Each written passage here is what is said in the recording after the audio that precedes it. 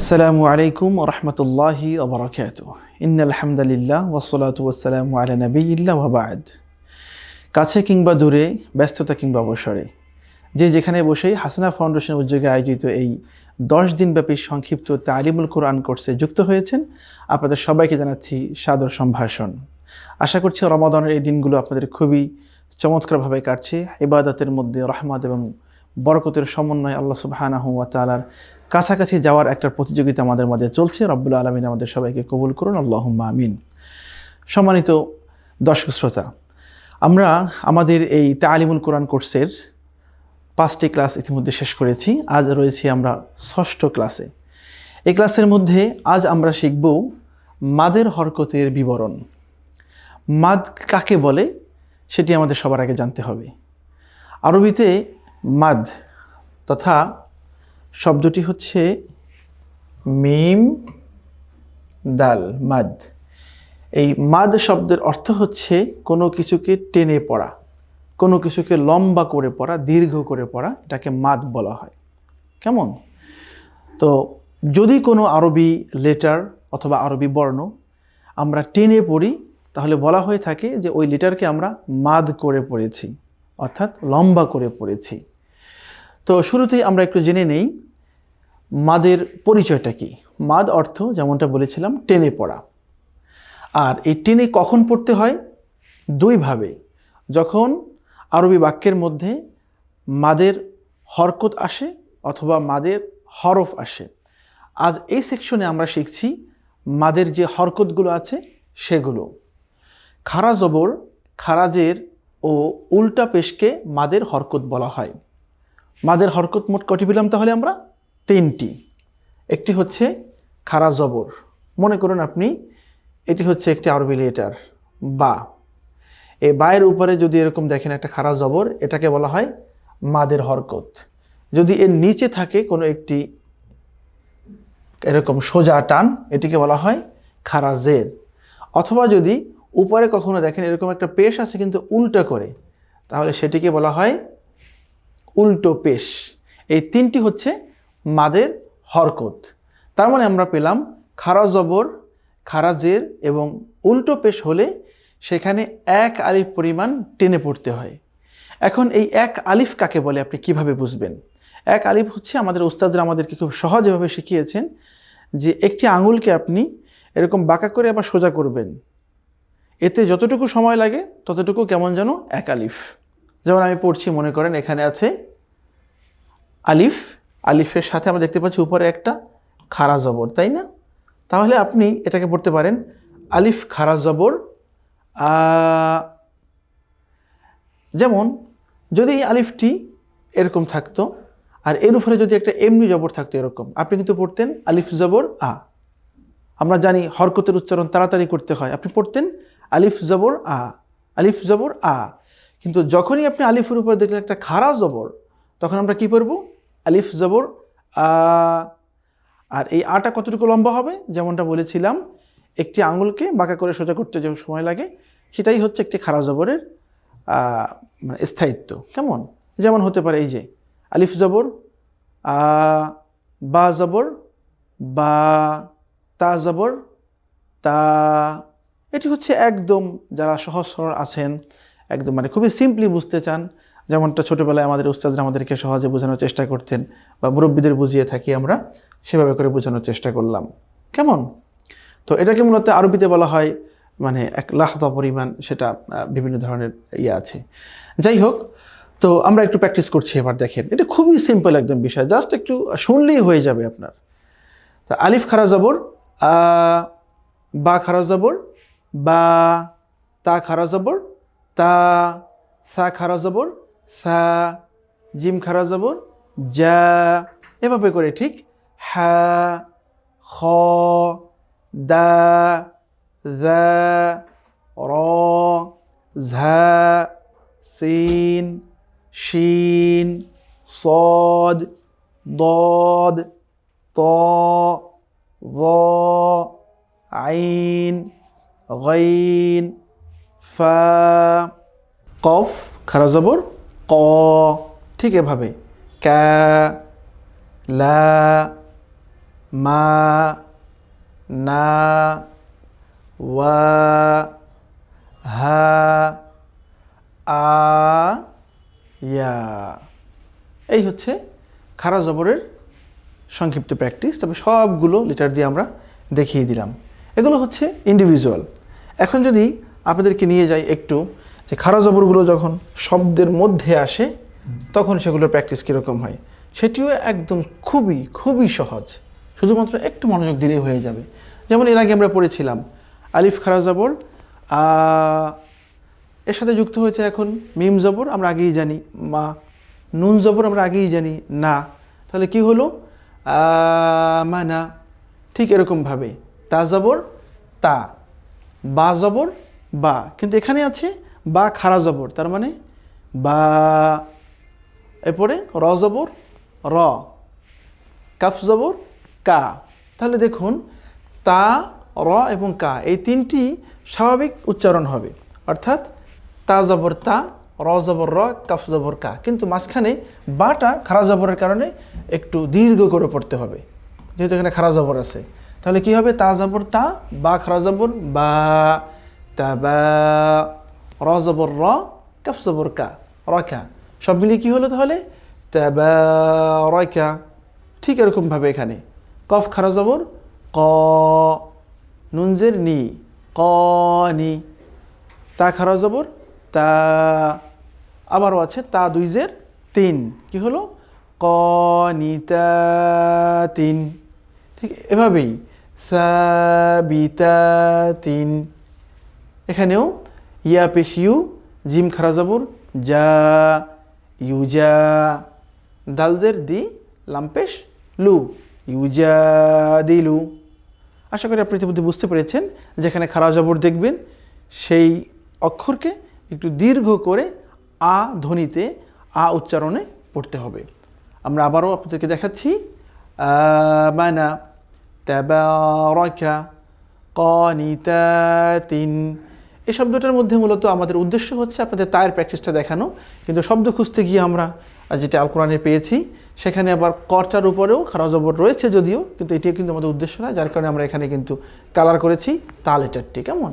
ঠিক এভাবে সাবিতাতিন, ইউজাদিলু, আওহা, আওখা, ইয়াদাহু, কাযালিকা, ইউরা, লিতুজজা, রিসালাতিন, ইয়াখশা, সালিহু, তারদা, উসতা, লাযা, ইয়াসআ, তাগা, ওয়াকাফা, আবকা, যাকাতুন। অনেকে এটা এই যে যাকাত শব্দটা দেখতে পাচ্ছি আমরা, এর কিন্তু লেখার কয়েকটা স্টাইল আছে। কেমন? এই যে এটা মূলত যাকাতুন, কেউ কেউ আবার কোনো কোনো ফন্টে কোনো কোনো খাতে এভাবেও লেখা হয়, এই যে এভাবে করে যাকাতুন। কেমন? দুটিই ঠিক। এটা আবার কিন্তু যাকাওয়াতুন পড়ার সুযোগ নেই। কেমন? যাই হোক, এরপরে সালামুন, মালিকি, নাজিআতি, সামাওয়াতি, মিহাদান, মারিবু। মূলত এই যে শব্দটা, এটা ছিল একটি হামজা এখানে আলিফের উপরে। সব মিলিয়ে কী হবে তাহলে? মারিবু, ইয়াহইয়া।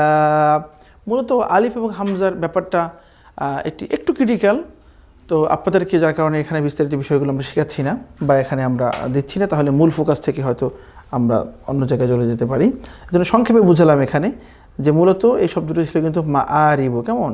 আলিফের এখানে একটা হামজা ছিল, আমরা জানি আলিফের সাথে যখনই হরকত আসে আলিফ তখন হামজা হয়ে যায়, সেক্ষেত্রে এটা একটা স্বতন্ত্র লেটারের রূপ ধারণ করে। কেমন? তো এই হচ্ছে খাড়া জবর, অর্থাৎ জবর এবং জবরটা যখন খাড়া হিসেবে আসে, খাড়া জবর, সেই খাড়া জবর এবং খাড়া জবরের শব্দের মধ্যে প্র্যাকটিস। এবার চলে যাই আমরা একটু জেরের দিকে।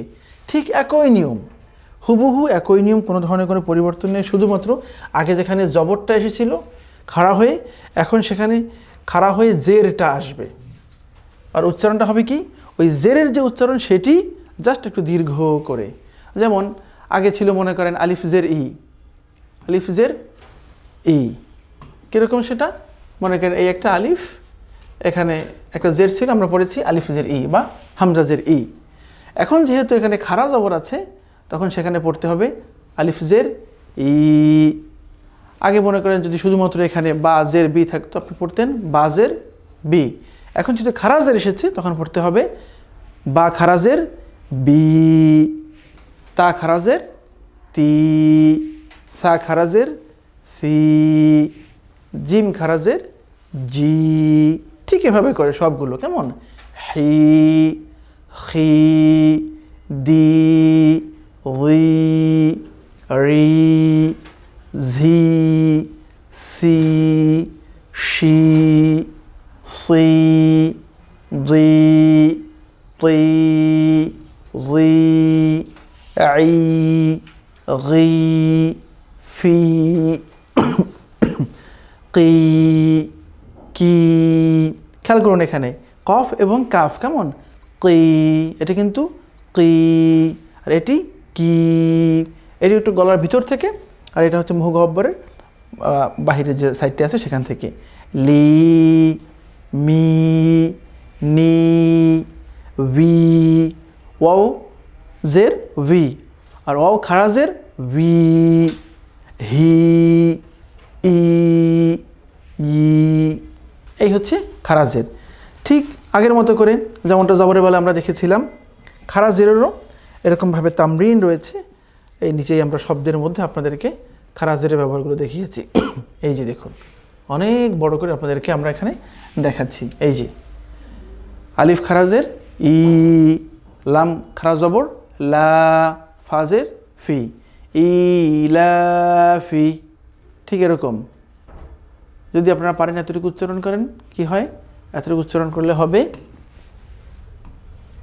মিম নুন জের মিন, কফ বা জবর কব। এগুলো কিন্তু সব হচ্ছে ওই যে জজমের প্র্যাকটিস, যা গত ক্লাসে আমরা করে এসেছি। এরপরে লাম জের লি, মিন কবলি, হা খারাজের হি, সব মিলে কী হলো? মে কবেলি হি। এখানে যে আমি যে মিনে গুণনা করলাম, সে গুণনার চ্যাপ্টার সামনে আসছে, সেটা আমরা এখনও পড়িনি, ওটা নিয়ে আপনাদের দুশ্চিন্তা করার কোনো কারণ নেই, কেমন?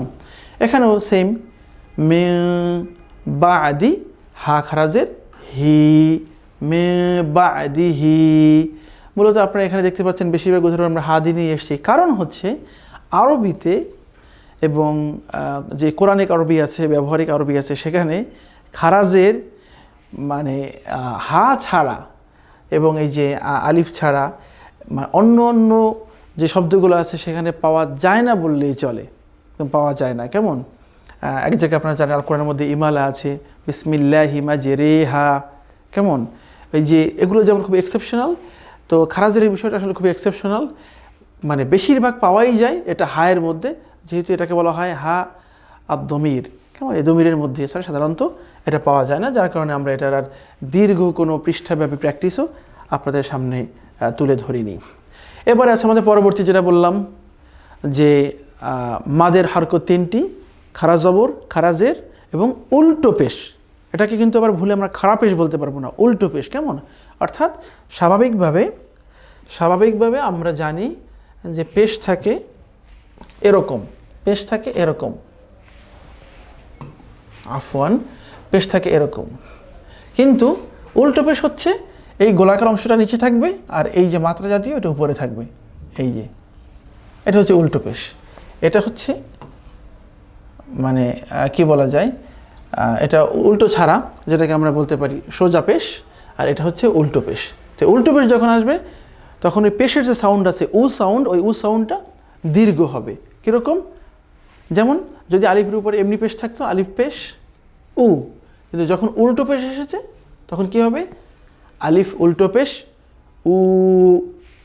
যদি বায়ের উপরে সাধারণ পেশ থাকতো সোজাভাবে বা পেশ বু, কিন্তু এখন কি হবে?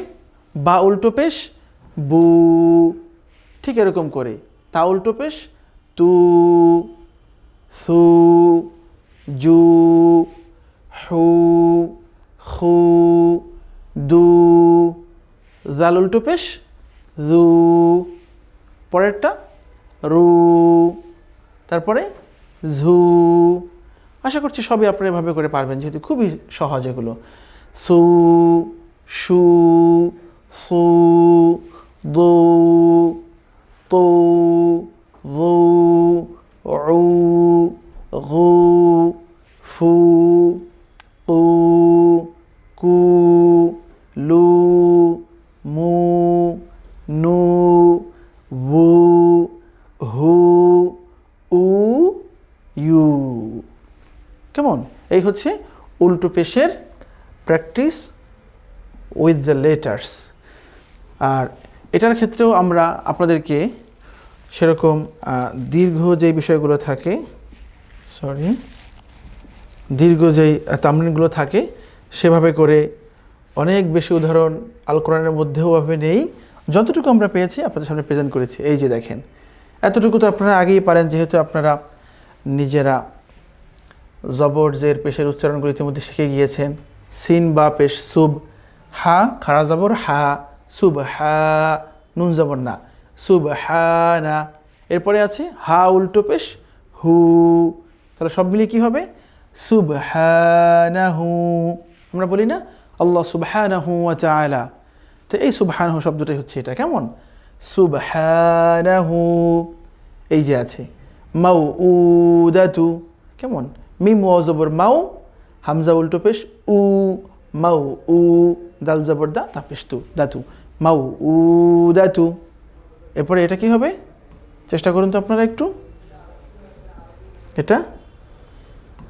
এটা হচ্ছে কাতাবাহু, নাফসুহু, মাআহু, আকবারাহু, ইয়াস্তাবুনা, ইয়ালবুনা, ফাজআলাহু, আমালাহু, মাসালাহু, ইয়াহবিসুহু। এরপরে আকবারাহু, এরপরে আমিরুহু, যেহেতু এখানে আলিফেও খারাপ জবর রয়েছে। এরপরে সর্বশেষ দেখতে পাচ্ছি আখবারহু। ঠিক এভাবে করে আল কোরআনের মধ্যে এই উদাহরণগুলোও আছে, খুবই সীমিত যেগুলো আছে। আশা করছি আপনারা ইতিমধ্যে এগুলো ধরে ফেলেছেন, আলহামদুলিল্লাহ। তো এই হচ্ছে মোটামুটি মাদের যে হারাকাতগুলো আছে, সে মাদের 3টি হারাকাতের ব্যবহার এবং এগুলোর প্র্যাকটিস উইথ লেটার্স এবং উইথ দ্য ওয়ার্ডস আমরা আপনাদেরকে এখানে দেখানোর চেষ্টা করলাম।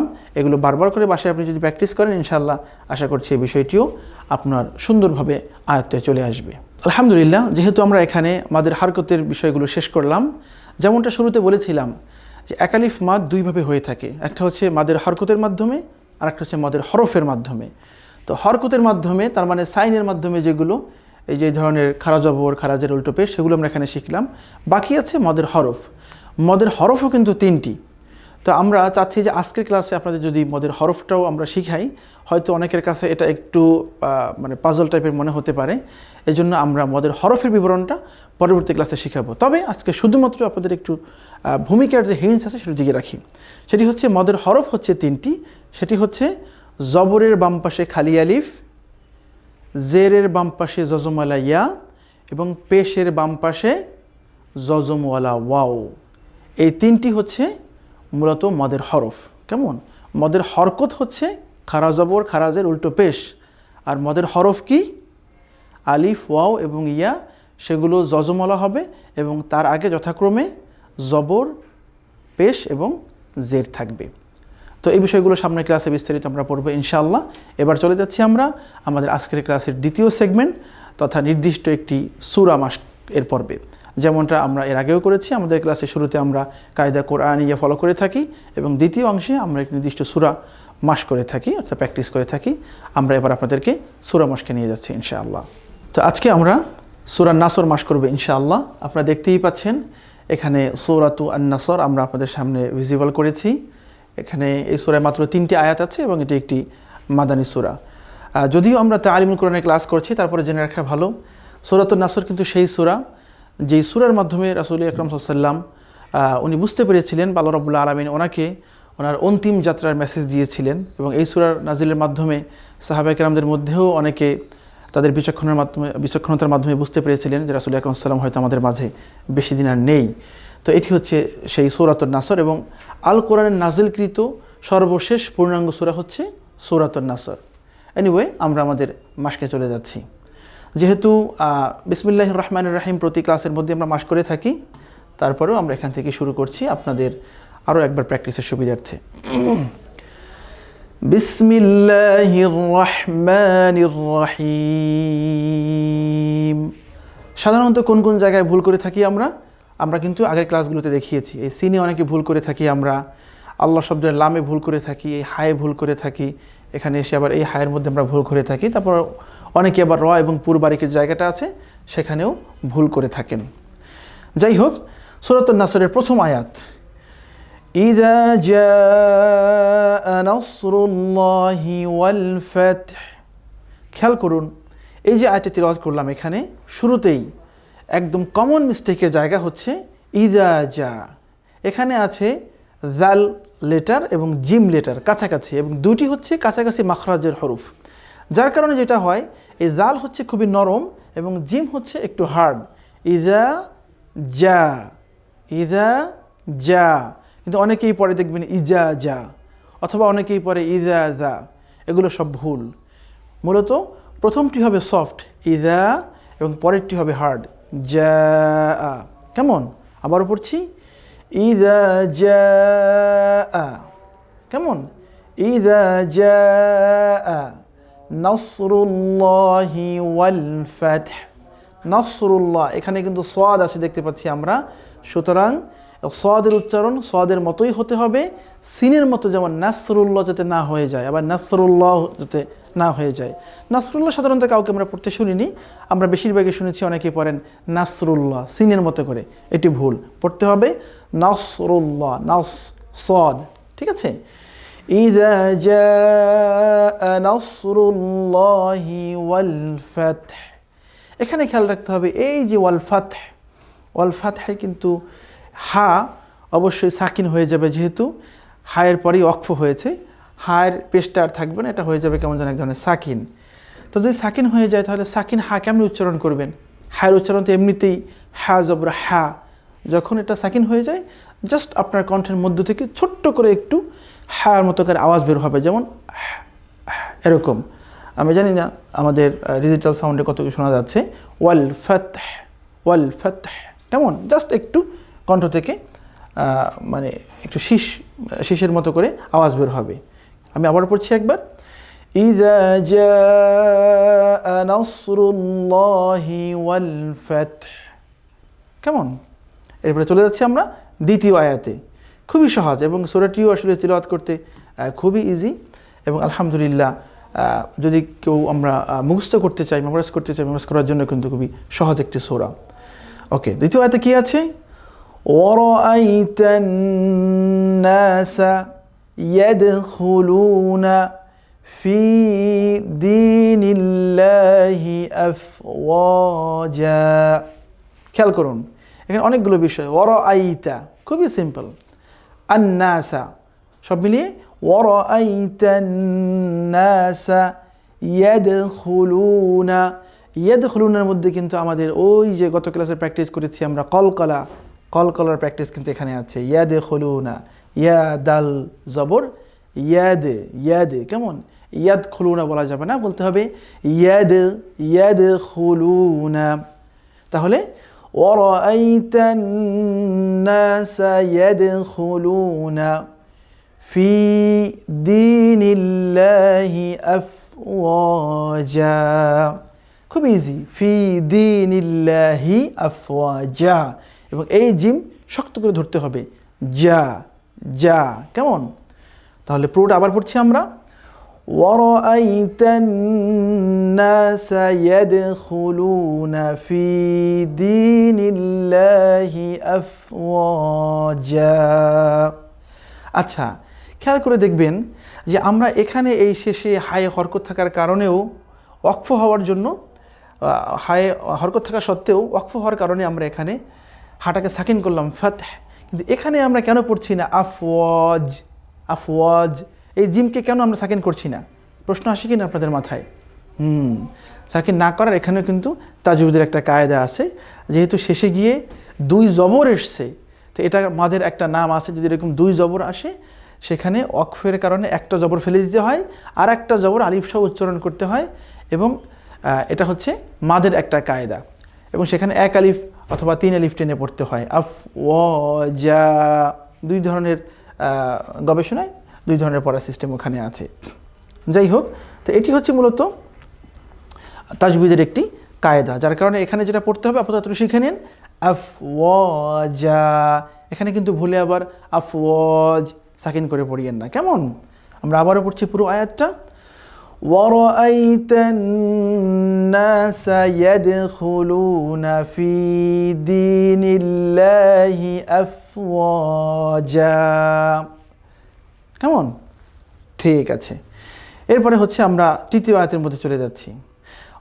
আচ্ছা, দ্বিতীয় আয়াতে আরেকটা বিষয় আপনাদের খেয়াল করে দিই, যেটা মাঝে মধ্যে অনেক সময় আমি শুনেছি, অনেক মানুষ তেলাওয়াত করে ওয়ারাআইতান্না সায়াদখুলুনা।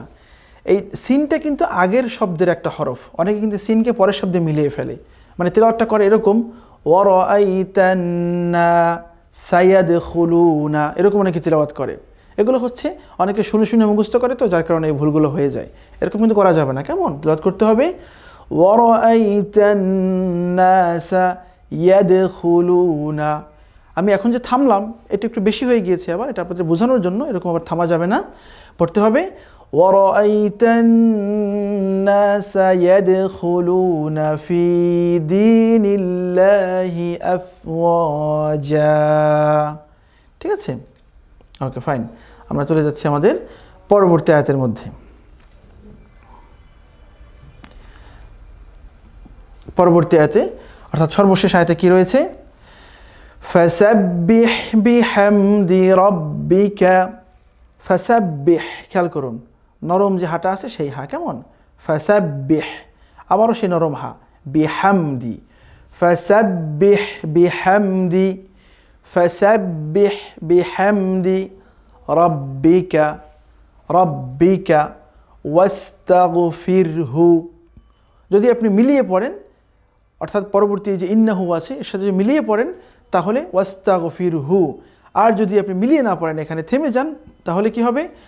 ওই যে ফাতহের মতো, ওয়াল ফাতহ যেমন পড়েছিলাম ঠিক এরকম, ওয়াস্তাগফির, ওয়াস্তাগফির, যেহেতু রও সাকিন আছে, এরপরে এই হাটাও থামার কারণে সাকিন হয়ে যাবে, তখন সব মিলে উচ্চারণটা হবে ওয়াস্তাগফির, ফির, রও হবে, হালকা একটা এরকম সাউন্ড বের হবে, কেমন? পুরোটা পড়ছি আমি আপনাদেরকে থেমেও দেখাচ্ছি, আবার না থেমেও দেখাচ্ছি। ফাসাব্বিহ বিহামদি রাব্বিকা ওয়াস্তাগফির, যদি আপনি থামেন ওয়াস্তাগফির, আর যদি না থামেন আপনি তাহলে ফাসাব্বিহ বিহামদি রাব্বিকা ওয়াস্তাগফিরহু ইন্নাহু। যদি আপনি পরবর্তী শব্দের সাথে মিলিয়ে পড়েন তাহলে ওয়াস্তাগফিরহু ইন্নাহু, তারপরটা তো খুবই সহজ, ইন্নাহু কানা তাওয়াবা। কেমন? তবে দেখুন এখানে খুবই ইন্টারেস্টিংলি এই যে ইন্নাহু, এই ইন্নাহু হায়ের মধ্যে কিন্তু আমরা যে উল্টো পেশ পড়ে এসেছি, উল্টো পেশ থাকলে এক আলিফ পরিমাণ টেনে পড়তে হয়, সেটা কিন্তু এখানে একটা উদাহরণ আপনি দেখতে পাচ্ছেন, ইন্নাহু কানা তাওয়াবা। ঠিক এই তাওয়াবা শেষের এই যে বাকি কিন্তু আমরা এভাবে পড়লাম না যে তাওয়াব, বা কিন্তু সাকিন করছি না, কারণ দেখতেই পাচ্ছেন এই বায়ের তাজবিদের যে রুলসটা আছে এটা কিন্তু এই আফওয়াজার সাথে মিলে গিয়েছে, তার মানে ওয়াকফর আগের যে লেটার আছে সেই লেটারে গিয়ে দুইটা জবর এসছে। তো নিয়মটা কি বলেছিলাম?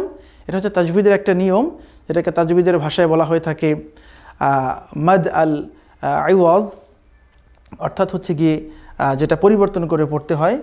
তো সুতরাং সেই নিয়মে আমরা এখন আপাতত যাচ্ছি না, নিয়ম শুধুমাত্র আপনাদের বিষয়টা বলে দিচ্ছি যে যদি দুটো জবর আসে, একটা জবরকে ফেলে দিয়ে আর একটা জবর রেখে সেটাকে এই আলিফের কারণে এক আলিফ থেকে তিন আলিফ পরিমাণ টেনে পড়তে হয়, যেটা পড়েছিলাম আমরা এখানে আফওয়াজা, ঠিক এখানে পড়তে হবে তাওয়াবা। ঠিক আছে, আবার তাওয়াব পড়া যাবে না কিন্তু, তাওয়াবা। তো পুরো আয়াত আমরা আবার পড়ছি, فسبح بحمد ربك واستغفر إنه كان توابا। এই হচ্ছে সূরাতুন নাসরের সংক্ষিপ্ত প্র্যাকটিস। পুরো সূরাটা আমরা আবার একবার পড়ছি। إذا جاء نصر الله والفتح إذا جاء نصر الله والفتح ورأيت الناس يدخلون في دين الله أفواجا فسبح بحمد ربك واستغفره إنه كان توابا। অথবা আমরা এটাকে মিলিয়ে পড়তে পারি فسبح بحمد ربك واستغفره إنه كان توابا। তাওয়াবা শেষ করে দিলাম। খেয়াল করতে হবে এই যে ইন্নাহু, এখানে কিন্তু একটা ওয়াজিব গুন্নাও আছে।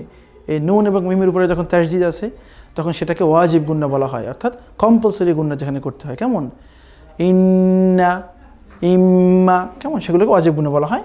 পরবর্তীতে আপনারা সেই লিসনগুলো পেয়ে যাবেন ইনশাআল্লাহ। তো ইন্নাহু কানা তাওয়াবা। আলহামদুলিল্লাহ, এই হচ্ছে সূরাতুন নাসরের সংক্ষিপ্ত মাস্ক, যেটা প্র্যাকটিক্যালি আমরা আপনাদেরকে করিয়ে দেখানোর চেষ্টা করলাম। সম্মানিত দর্শক শ্রোতা, তো আলহামদুলিল্লাহ আজকে আমরা এখানে আমাদের 6ষ্ঠ ক্লাস শেষ করলাম এবং এর মাধ্যমে আমরা আজকে মাদের যেই হারাকাতগুলো আছে সেগুলোর ব্যবহার আপনাদেরকে দেখানোর চেষ্টা করেছি। পাশাপাশি আমাদের নির্দিষ্ট একটি সূরা মাস করানোর যে সেগমেন্টটা থাকে সেখানে আমরা আজকে সূরাতুন নাসর আপনাদেরকে মাস করে দেখিয়েছি। আমাদের পরবর্তী ক্লাসে ইনশাআল্লাহ আমরা মাদের হরুফ নিয়ে আলোচনা করব এবং পরবর্তী যে সূরা আছে সূরাতুল কাফিরুন আপনাদেরকে প্র্যাকটিক্যালি আমরা মাস করে আমাদের ক্লাসের মধ্যে দেখাবো বিইজনিল্লাহি তাআলা। আজকে এতক্ষণ ধরে আমাদের সাথে থাকার জন্য আপনাদের সবাইকে অনেক অনেক বেশি ধন্যবাদ এবং কৃতজ্ঞতা। আল্লাহ রাব্বুল আলামিন আমাদের সবাইকে আমাদের দৈনন্দিন জীবনে সব কিছুর সাথে কোরআনের যে তেলাওয়াত আছে, কোরআনের যে কেরাওয়াত আছে, পাশাপাশি কোরআনের যে আমল আছে সেই আমলের সাথে আমাদেরকে থাকার তৌফিক দান করুন। কোরআন অনুযায়ী আমাদেরকে তিনি আমাদের জীবন পরিচালনা করার তৌফিক দান করুন। আল্লাহ সুবহানাহু ওয়া তাআলা রমাদানের এই সুন্দর দিনগুলোতে আমাদের জীবন করুন কোরআনময়, যেমনটা করে রাসূল আকরাম সাল্লাল্লাহু আলাইহি ওয়াসাল্লাম তিনি দোয়া করতেন, আল্লাহুম্মা জাআলিল কুরআনা রাবিআ কুলুবিনা। রব্বুল আলামিন আপনি এই কোরআনকে আমাদের জীবনের বসন্ত বানিয়ে দিন। রব্বুল আলামিন যেন এই কোরআনুল কারীমকে আমাদের সকলের জন্য আমাদের জীবনের বসন্ত বানিয়ে দেন, সেই দোয়া করে সেই প্রার্থনা রবের কাছে নিবেদন রেখে আজকের ক্লাস আমরা এখানে শেষ করছি। সুবহানাকাল্লাহুম্মা বিহামদিক আশহাদু আল্লা ইলাহা ইল্লা আনতা আস্তাগফিরুকা ওয়া আতুবু ইলাইক। আশা করছি আগামী ক্লাসে আবারও একই সময় আপনার সাথে দেখা হবে। আসসালামু আলাইকুম ওয়া রাহমাতুল্লাহি ওয়া বারাকাতুহু। কল্যাণে হাসানা ফাউন্ডেশন গড়তে আগামী স্বপ্নের